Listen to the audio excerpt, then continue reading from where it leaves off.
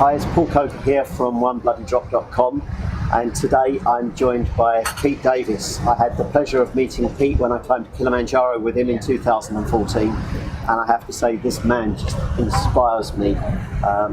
He has lived with diabetes for almost all of his life. He is complication free, and he just is absolutely inspirational and incredible. So Pete, can you just tell us a little bit about when you were diagnosed and where you were living and how old you were? Absolutely, right. Well, I don't remember my diagnosis at all because I was 2 years and 1 month old back in 1956, and I was just living in Kenya at the time, but we were fortunately staying over in the UK, and it was a great shock to my mum, who was a nurse, and she'd whisked me in and got me diagnosed, and I was straight into hospital. I've no idea what my blood sugar reading was at the time, but probably very high. I'd become very ill. And I think you've got some links with a very special doctor in the diabetes world. I have. I was very, very lucky to be put under the care of Dr. R.D. Lawrence at King's College Hospital in London, and I'm very fortunate to still be under their care. But he was a very inspirational guy as well, having almost died of type 1 back in the early 20s. But he offered fantastic supports. I can remember him a little bit because he cared for me for many years, quite a few years.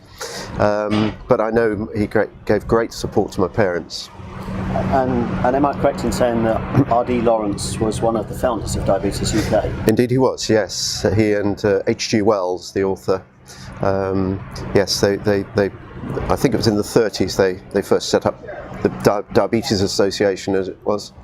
Diabetic Association. So you must have been one of the first members. Probably, yes, quite so.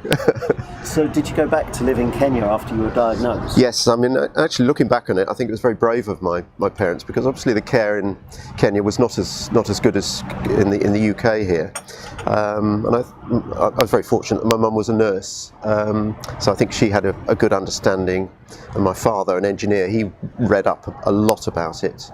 So I was well cared for out there as well. Fantastic. And what tools did you have to manage your diabetes back in 1950? Was it 56? 56, yes. They were very primitive, really. Looking at them now, they're quite horrific.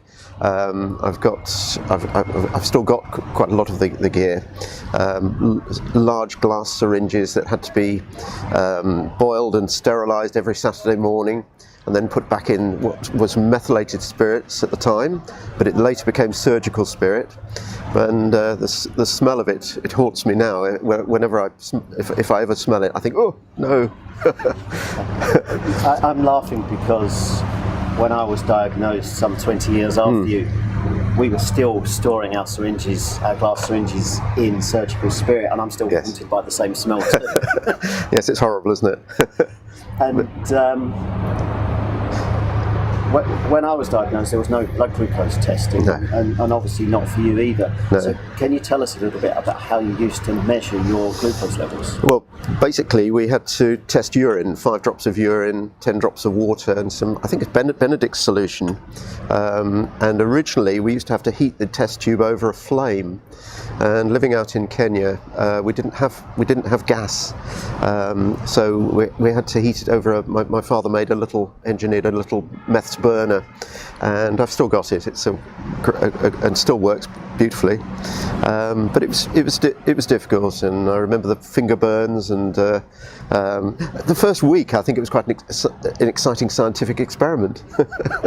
But I can tell you got fed up with it. I'm sure you remember the days. Got really thoroughly fed up with the rigmarole of doing that. Yes, my memories are not quite the same. We never had to heat the urine samples over a flame.